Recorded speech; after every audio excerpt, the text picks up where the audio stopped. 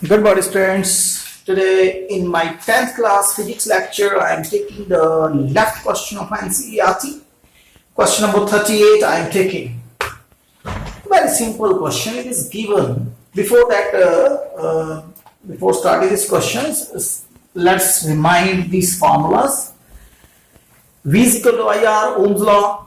Heat produced or energy consumed is equal to VIT, V square over T, I square RT, and a power energy over time, then T will not be here, and the formula will becomes BI, V square over R, and I square R, right? Energy consumed per unit time. So, question number 38, see the statement. Two lamps are rated. We have given two lamps 100 watts and 60 watt at 220 volt. We have to find out the total current drawn from the supply. See here, the current. Some current will go here and some here. They are in a parallel, so they will draw the current as per the requirement. जितना किसी को चाहिए है, उतना वो लेगा, right? No कितना ये करंट कितना ये लेगा, ये मतलब कितना करंट विड्रॉ करेगा. फार्मूले हमारे पास क्या है पावर के. Power is B I. देखो आई यहां से निकल सकता है. पी पावर जितनी है 100 कितने वोल्ट पे लगा है 220 पे, तो ये करंट निकल गया. इतना करंट. उसी तरह से ये कितना करंट लेगा 60 वॉट पे लगा है 220 वोल्ट पे, तो इस तरह करके 3/11 सो मच 5/11 एम्पीयर इसने दिया and he withdraws 3/11. Total current कितना हो गया. Both plus is there 5/11 3/11 LCM लिया 5 + 3 8 एंड करंट निकल गया 0.727 एम्पीयर. सिंपल. सो इतना सा करंट जो है वो सर्किट से निकाला गया. Next 40 question you can see. It's also very easy questions. An electric heater of resistance 8 ohm. Resistance is given 8 ohm. Draws current 15 amperes from the surface, means for 2 hours. Calculate the rate at which heat is developed in the heater.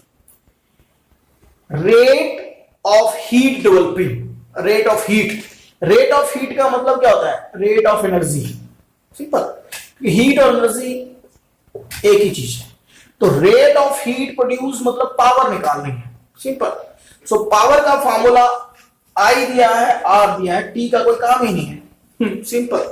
Power is I square R. इसी को हम rate of heat बोलते हैं. Rate of heat H over T. So this is I square and this is R and this becomes 1800 joule. Okay simple. So इस rate के साथ वो जो है हीट प्रोड्यूस करेगा. Now let us have the conceptual questions. 41. This is the last question of the day. Why is tungsten used exclusively? Tungsten ਨੂੰ ਕਹਿੰਦਾ ਕਿ ਅਸੀਂ ਇਤਨਾ ਜ਼ਿਆਦਾ ਯੂਜ਼ ਕਿਉਂ ਕਰਦੇ ਨੇ. ਟੰਗਸਟਨ ਨੂੰ ਬਹੁਤ ਜ਼ਿਆਦਾ ਯੂਜ਼ ਕਰਦੇ ਨੇ ਫਿਲਾਮੈਂਟ ਦੇ ਰੂਪ ਦੇ ਵਿੱਚ. ਠੀਕ ਹੈ. ਸੋ ਇਹਦਾ ਕੀ ਰੀਜ਼ਨ ਹੈ. ਦੇਖੋ ਇਹ ਇੱਕ ਬਲਬ ਹੈ और इस बल्ब ने काम किमें करना है. इस करंट जाना है एंड इन्हीं हीट प्रोड्यूस करनी है. हीट से गर्म होके इन्हीं लाइट प्रोड्यूस कर देंगे. सो सबसे पहले हीट ज्यादा प्रोड्यूस होए इसलिए इसकी रेजिस्टेंस बहुत ज्यादा चाहिए है क्योंकि आई स्क्वायर आरटी होता है. आर ज्यादा होएगा हीट ज्यादा प्रोड्यूस होगी. सो टंगस्टन का पहला रीजन यही है कि आर ज्यादा होता है, बहुत ज्यादा रेजिस्टेंस होती है, ज्यादा हीट प्रोड्यूस करेगा. नंबर 2 इतनी ज्यादा हीट दे नाले मेल्ट नहीं होना चाहिए, राइट. और टंगस्टन का मेल्टिंग पॉइंट बहुत ज्यादा है, अप्रोक्सीमेटली 3340 डिग्री. ये बहुत ज्यादा टेम्परेचर है. तो समझ सकते हैं कि इस टाइम तुम स्प्रॉड फिगर च लिख लो. चलो 3400. ठीक है. इस टाइम टेम्परेचर 43-44 होना और तुसी लगा लो कितनी गर्मी है. अगर यही टेम्परेचर 60 हो जाए तो साडा की बनू. हुण ये टेम्परेचर बल्ब दे विच 3000 के करीब होता है और ये फिलामेंट मेल्ट नहीं होता, राइट।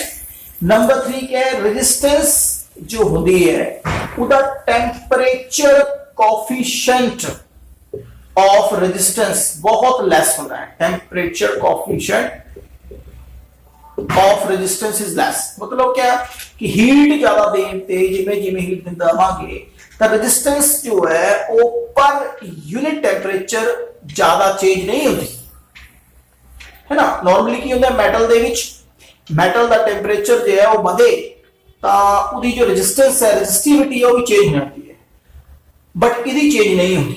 तो ये कुछ एक रीजन ने, एक होर रीजन तुम दे सकते हो कि इसकी एक कैच नहीं करता fire, does not catch fire easily, does not catch fire easily, आगे नहीं फटता, इतना ज्यादा टेम्परेचर होने के बाद भी आग नहीं पकड़ता, right.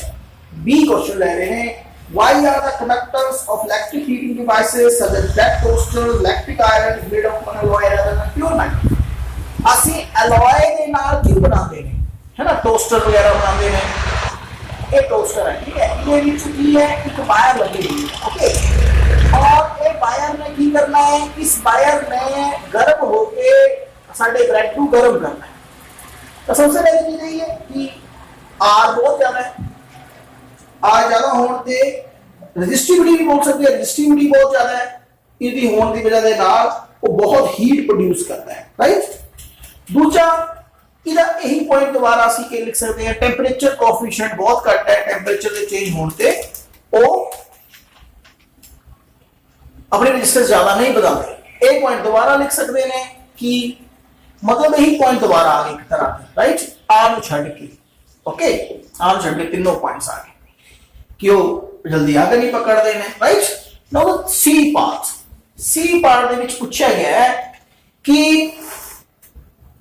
Series arrangement domestic circuit क्यों नहीं होती।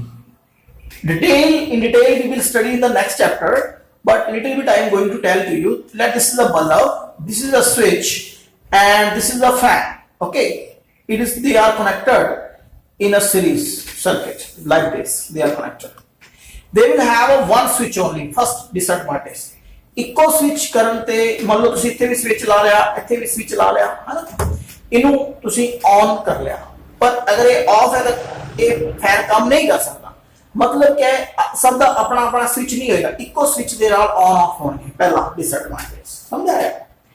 दूजा, अगर मान लो ये खराब हो गया, ये ऑन है तो ये सारे देखो सर्किट पूरा नहीं हो रहा ना, इतने करंट आगे नहीं जा सकता, है ना, देख रहे हो, एक करंट गया, इधर गया, ये रुक गया, तो एक एप्लायंस वर्क करना बंद करके सारे कर देंगे, राइट। ਹੁਣ जो वोल्टेज इतने सप्लाई की इनू अलग मिलूगी, इनू अलग मिलूगी, इनू अलग मिलूगी, ये भी डिसएडवांटेज है, सब अपना अपना करंट नहीं मिलेगा। डी पार्ट ਅਸੀਂ ले लेते हैं।